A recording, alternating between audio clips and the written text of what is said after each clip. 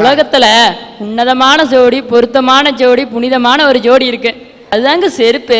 சரி சார், செருப்பு பிஞ்சு போச்சுன்னா தச்சு காலில் போட்டுக்கலாம். செருப்பை நஞ்சு போன செருப்பு வச்சுக்கிட்டு என்ன பண்ண முடியும்? காலுக்கு உதவாத செருப்பை கழட்டி தூக்கி எறிஞ்சிட்டு வெறுங்கால நடாத வந்துடலாம். ஒத்து வராத குடும்பத்துல குடிகாரன புருஷனை கட்டிக்கிட்டு எங்க அம்மா டைவர்ஸ் பண்ணிட்டு இன்னைக்கு வாழ்க்கையில தனியா வந்து சாதிச்சு காட்டுனாங்க. எவ்வளவு கொடுமையெல்லாம் தாங்கி வந்தோமோ அந்த கதையை பத்தி சொல்ல வந்திருக்குங்க. அதாவது பொருத்தம் இல்லாம வாழற இந்த வாழ்க்கையை விட சேர்ந்து வாழறதை விட பிரியறதே மேலுங்க. எங்க அப்பா குடிச்சிட்டு வந்து எங்க அம்மாவுக்கு ஆடு கொடுமைப்படுத்துவாங்கள. இப்ப நினைச்ச என் கண்ணுல தண்ணி வரலைங்க, எங்க கண்ணுல ரத்தம் வருதுங்க. அந்த அளவுக்கு கொடுமையை நான் தாங்கி இருக்கேங்கய்யா. எங்க அம்மா அழுதுகிட்டே சோறு போடுவாங்க. சோறு திங்கும் போது இந்த சோத்தை மனசு திம்பான்னு தூக்கி எறிவாரு சோறை.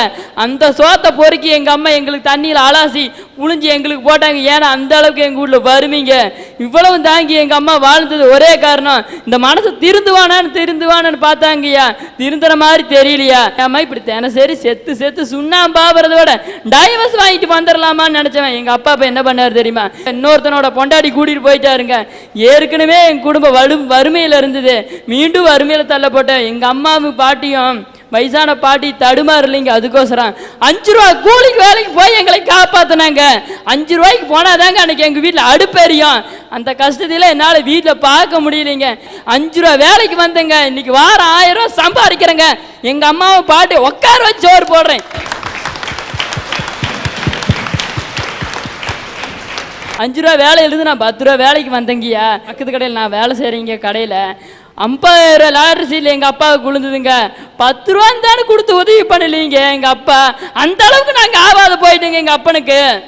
இப்படி ஒரு அப்பன் தேவையாங்க எங்களுக்கு? இப்படி ஒரு அப்பன் தேவையா? இன்னைக்கு தம்பி நானும் எவ்வளவு கஷ்டப்படுறேன் தெரியுமா? அவ கையை பார்த்தா தெரியுங்க எவ்வளவு கஷ்டப்படுறான்னு. அப்பா நடந்து போனா அவ அப்பா போறான்னு சொல்லி சொல்ல மாட்டான், ஓடி போறான் பாரு அப்படின்னு தான் சொல்லுவான் என் தம்பி. ஏன்னா என் தம்பி விட்டுட்டு போகும்போது 5 வயசுங்க அவனுக்கு. அதே மாதிரி நானும் எங்க அம்மாவும் ஒரு வளகாப்புக்கு போயிருந்தோம். வளகாவுக்கு போகும்போது எங்க அப்பாவும் வந்தது, அந்த அம்மாவும் வந்திருந்தாங்க. ஏன்னா 2வது கொண்டாடி வந்திருந்தாங்க. வரும்போது வளையல் போட்டுக்கிட்டு இருந்தாங்க. இந்த மாசமா இருக்கு, நேர மாசமா இருக்குது, வளையல் போட்டுக்கிட்டு இருந்தாங்க. ஒரு வயசான மூதாட்டி வந்து என்ன நிறைஞ்சு சுமங்கலும் அம்மா நீ வளையல் போடுமா அப்படின்னாங்க. எங்க அம்மா தயங்கி இருந்த நாமளும் வாழை வட்டி இருக்கிறோம். அந்த பொண்ணுக்கு வளையல் போட்டு ஏதோ ஒண்ணு ஆச்சுன்னா நம்மளே தானே சொல்லுவாங்கன்னாங்க. அதுக்கு இந்த அம்மா சொன்னாங்க, ஏன் தயங்கி நிக்கிற? நீ என்ன தப்பு பண்ணனது பூரா வீட்டுக்காரரு, நீ ஏன் வந்து தப்பு தயங்கி நிக்கிற? நீ வளையல் போடு. அந்த அம்மா 100 வருஷத்துக்கு நல்லா இருப்பான்னு சொன்னாங்க. அப்ப பெருமைப்படுறேன். ஒரு ஓடி போடணும் அப்படின்னு சொல்லிக்கிறோட ஒரு வாழை வட்டிய பையன் சொல்லிக்கிற பெருமைப்படுறேங்க. இதுதான் போட்டுங்க. அந்த அம்மா சொல்லிக்கிட்டு இருந்தாங்க 2வது பொண்டாடி எங்க வீட்டுக்காருக்கு 3 பவுன் செயின் போட்டேன், 3 பவுன் செயின் பண்ணி போட்டு பெருமையா சொல்லிக்கிட்டு இருந்தாங்க. எங்க அம்மா வந்து வீட்டுல அழுதாங்களே. அந்த அழுவை எங்க அம்மா அழுதா என்னால தாங்க முடியாதுங்க. வீட்டுல பையனுக்கு முன்னாடி அழுதா பையன் வந்து தாங்கிக்க மாட்டான்னு வீட்டுல வந்து குமரி அழுதாங்க. குருவி சேர்த்துற மாதிரி நான் வீடு கட்டுற சேர்த்தனுங்க. 1 ரூபா 2 ரூபா இல்லைங்க, 4 பவுன் எங்க அம்மாவுக்கு தெரியாத கடையில் போய் 4 பவுன் பண்ணி எங்க அம்மா கழுத்துல போட்டேங்க. எங்க அம்மா இப்போ ஒரு வார்த்தை சொன்னாங்க, உங்க அப்பங்கூட பொழைச்சதை விட உன்னை பெத்தது சந்தோஷப்படுறேன்னு சொன்னாங்க. அந்த சொல்லுதான் உங்ககிட்ட நான் பேசிக்கிட்டு இருக்கிறேன். அந்த சொல்லுதான் உங்ககிட்ட நான் இந்த அளவுக்கு என்னை முயற்சி வச்சுது. உன் பேரு ராஜேந்திரன். உங்க அம்மா கழுத்துல நீ போட்ட நகை தங்கமோ என்னமோ எனக்கு தெரியாது. உங்க அம்மா பெத்தெடுத்த நீதாயா தங்கம், நீதாயா சிங்கம். ஆனா உன்னை பார்க்கும்போது எனக்கு என்ன ஒண்ணு தோணும் தெரியுமா? இதே ராஜேந்திரன் ஆகிய நான் என் தங்கை கல்யாணின்னு ஒரு படம் எடுத்தேன். சின்ன பிள்ளையில அப்பங்காரன் செந்தாமரை என்னுடைய சின்ன வயசுல விட்டுட்டு போனோன்னு அம்மாவா ஸ்ரீவித்யா நடிச்சிருப்பாங்க. அவங்கள வச்சு காப்பாத்திருப்பேன். பெரிய வயசுல அவங்க அம்மாவை காப்பாத்தின பிறகு வாடும் போது ஓடி போனவன் அந்த செந்தாமரை அப்பன் கேரக்டரா நடிச்சவன் தேடி வருவான், கை கால்லாம் பாதிக்கப்பட்டு. அப்ப எங்க அம்மா அவனை வீட்டுக்குள்ள சேர்க்கணும்னு சொன்னப்ப சேர்க்க மாட்டான் இந்த பையன். அப்ப சொல்லுவான், பச்சை மரத்துல தச்ச ஆணி தச்சதுதான், பச்சை பிள்ளையில பாத்திய மனசுல வச்சதுதான் அந்த பையன் போராடுவான். அப்ப படம் நல்லா ஓடிச்சு வெள்ளி விழா. இதெல்லாம் ஏதோ கதை நினைப்பீங்க, கதை இல்லைங்க, பலரோட வாழ்க்கை. இந்த நிலைமை இருந்தா இந்த பையன் இவங்க அம்மாவும் அப்பாவும் சேர்ந்து வாழணும்னு சொல்லுவானா? எங்க அப்பா செத்து கிடந்தாருன்னா அழுவ மாட்டேன். எங்க அம்மா கண்ணுல இருந்து ஒரு துளி வந்தா என்னால தாங்க முடியாதுங்க.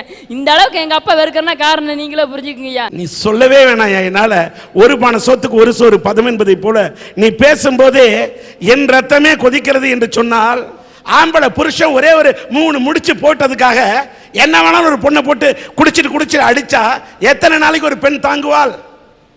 பொங்க மாட்டாளா? அவ பொங்க வேணாம், பெத்த புள்ள பொங்க மாட்டானா? ஐயா இப்படியெல்லாம் குடிகாரங்கிட்ட பொழைக்கிறதெல்லாம் ஒரு பொழப்பாயா? டைவர்ஸ் வாங்கிட்டு வந்துடலாயா நிம்மதியா? இப்படி பொருத்தம் இல்லாமல் வாழ்வதை விட சேர்ந்து வாழ்வதை விட பிரிந்து விடுவதே மேல் என்று இந்த ராஜேந்திரன் சொல்லுகிறார். அதை இந்த ராஜேந்திரன் கேட்டுக்கொண்டிருக்கின்றேன். ஆனா வரேன், தீர்ப்புக்கு வரும்போது நான் பார்க்கிறேன். அடுத்து, அரணெனப்படுவதே இல்வாழ்க்கை அஃதும் பிறன் பழிப்பது இல்லாயின் நன்று. 2000 வருஷத்துக்கு முன்னாடியே வள்ளுவர் சொல்லிட்டு போயிட்டார். உலகத்திலேயே சிறந்த அறம் என்னன்னா இல்வாழ்க்கை. கணவன் மனைவி சந்தோஷமா குடும்பம் நடத்துறது. அந்த இல்வாழ்க்கையும் சிறப்பா இருக்கணும்னா கணவன் மனைவி ஒருத்தருக்கொருத்தர் விட்டு கொடுத்து பரஸ்பர நம்பிக்கையோடு வாழ்ந்தா அந்த குடும்பம் சந்தோஷமா இருக்கும் சார். சார் நாம ஒருத்தர், அதாவது கணவன் மனைவிட்ட நிறைய குறை இருக்கு. அந்த குறைய சொல்லும் போதும் நம்ம சொல்லக்கூடிய முறை ஒண்ணு இருக்கு சார். ஒரு அன்பா, ஒரு பண்பா, ஒரு அனுசரணையா, இடம் பார்த்து பொருள் அறிஞ்சு சொன்னோம் அப்படின்னு சொன்னா எப்பேற்பட்ட குறை உள்ளவனா இருந்தாலும் சரி அவன் திருந்துறதுக்கு சான்ஸ் இருக்கு. ஆனா எடுத்தேன் கவுத்தேன்னு சொல்லிட்டு பட்டு பட்டுன்னு பேசிட்டு சட்டு சட்டுன்னு பொட்டையை தூக்கிட்டு அம்மா வீட்டுக்கு போனா அங்க விவாகரத்து தான் சார் முடிவா இருக்கும். இன்னைக்கு கணவன் மனைவிக்குள்ள பிரச்சனை வருது அப்படின்னு சொன்னா என்ன அவன் மதிக்க மாட்டேங்கிறா, என்ன அவர் மதிக்க மாட்டேங்கிறாரு, இதுதான் சார் இன்னைக்கு முக்கிய பிரச்சனையா இருக்கு. நாம மரியாதை கொடுக்கறது, வெளிப்படையா நாம செயல்கள் செய்யறோம். அதாவது ஒரு கணவன் வந்த உடனே எந்திரிச்சு நின்று கை கட்டி அது நின்னாதான் மரியாதை அப்படிங்கிறது கிடையாது. அது மற்ற உறவுகளுக்கு கொடுக்கக்கூடிய மரியாதை. ஆனா ஒரு கணவனுக்கு மனைவியும், ஒரு மனைவிக்கு கணவனும் மனசுல மரியாதை தரணும் சார். அப்பதான் அந்த வாழ்க்கை சந்தோஷமா இருக்க முடியும். அது இல்லாம போகும்போது, புரிஞ்சுக்காம போகும்போது தான் அந்த வாழ்க்கை விவாகரத்துல போய் முடியுது சார். ஒண்ணுமே இல்லை சார். மூணார்ல இருந்து சாந்தம்பாறை அப்படிங்கிற ஒரு எஸ்டேட், அங்க 2 தம்பதிகள் கூலி தொழிலாளியா இருந்தாங்க. 14 வருஷம் சந்தோஷமா தான் சார் வாழ்ந்தாங்க. எந்த ஒரு பிரச்சனையும் அவங்ககிட்ட கிடையவே கிடையாது. ஆனா ஒரு சின்ன வாய் தகராறு அது அவங்களை எந்த நிலைக்கு கொண்டு போய் விட்டதுன்னு தான் நமக்கு முக்கிய மேட்ரு. ஒண்ணுமே இல்ல, அவன் சாப்பிட உட்காரான் சார். உடனே அவன் கேட்குறான், என்னம்மா டெய்லி இதையே சமைச்சு வைக்கிறியே, ஒரு நாக்குக்கு ருசியா ஒரு கறிமீன் சமைக்க கூடாதா அப்படின்னு கேட்குறான். இவ சரிங்க நான் நாளைக்கு சமைச்சிடுறேன் அப்படின்னு சொன்னா அதோட அவன் மேட்ரு முடிஞ்சிருக்கும். ஆனா இவ உடனே என்ன சொல்றா, உன் சம்பாத்தியத்துக்கு இதுவே அதிகம், பேசாம தின்னுட்டு எந்திரி அப்படின்னு சொன்னான். என்ன இருந்தாலும் அவன் ஆண் இல்லையா, அவனுக்கு கோவம் வந்துடுச்சு. உன் வீட்டை பத்தி தெரியாதா, நீ வரதட்சணைன்னு என்ன கொண்டு வந்த, சீர்வரிசைன்னு ஒரு சின்ன அட்டை பொட்டியா தானே தூக்கிட்டு வந்த, நீ என்ன பத்தி பேசுறியா அப்படின்னு சொல்லி அவன் கேட்க ஆரம்பிச்சிட்டான். எப்பவுமே பெண்களுக்கு பிறந்த வீட்டை பத்தி சொன்னா பயங்கர கோவம் வரும். இவ கோவத்தின் உச்சிக்கே போய் என்ன பண்ணிட்டா, போய் அவன் சட்டைய பிடிச்சு என்னடா சொன்ன அப்படின்னு சொல்லி கேட்டுட்டான். ஓங்கி ஒரு அரைஞ்சான். அவ போய் ஒரு மூலையில விழுந்துட்டான். அப்படி இருந்தா அவன் ஆத்திரம் அடங்கல, ஓடி போய் அவ கழுத்துல ஏறி ஒரு மிதி சார். பொசுக்குன்னு அந்த பொண்ணோட உயிர் போயிடுச்சு. ஆனா கண்கட்ட பிறகு சூரிய நமஸ்காரம்னு ஒரு பழமொழி சொல்வாங்களே, இன்னைக்கு அது போல தன் மனைவியை இழந்ததை நினைச்சு அவன் சொல்றான் சார், குடும்பத்துல சண்டை வர்றது சகஜம், என்ன மாதிரி இருக்காம ஒருத்தருக்கொருத்தர் விட்டு கொடுங்கன்னு கண்ணீர் விட்டு கதறான் சார். இப்ப என்ன பிரயோஜனம்? எந்த பிரயோஜனம் கிடையாது. திருமணம் அப்படிங்கிறது சாதாரண கிடையாது சார். இரு மனங்களை ஒரு மனமாய் ஆக்கக்கூடியது தான் அந்த திருமணம். ஆனா அந்த திருமணம் இன்னைக்கு விவாகரத்து அப்படிங்கிற ஒரு கொடூரன் கையில கொடுக்கப்படுது அப்படின்னு சொன்னா அங்க விட்டு கொடுக்கக்கூடிய மனப்பக்குவத்தையும் நம்பிக்கையும் இந்த கணவன் மனைவி இழந்து வர்றாங்க. அந்த திருமணத்தால் ஆன பந்தத்தை மரணம்தான் பிரிக்கணுமே தவிர விவாகரத்து பிரிக்க கூடாது சார். ஒரு கணவனும் மனைவியும் பரஸ்பர நம்பிக்கையோடும் அந்த விட்டு கொடுக்கக்கூடிய மனப்பக்குவத்தோடு வாழ்ந்தாங்க அப்படின்னு சொன்னா விவாகரத்தையே நாம ரத்து செய்யலாம் சார். வாழ்த்துக்கள், வாழ்த்துக்கள். ஒரு கணவன் மனைவி உறவை மரணம் மட்டும்தான் பிரிக்க வேண்டும். வாழ்க்கையிலே இடையிலே வரக்கூடிய ரணம் பிரித்து விடக்கூடாது என்பதை ரொம்ப அருமையா பேசுறீங்க.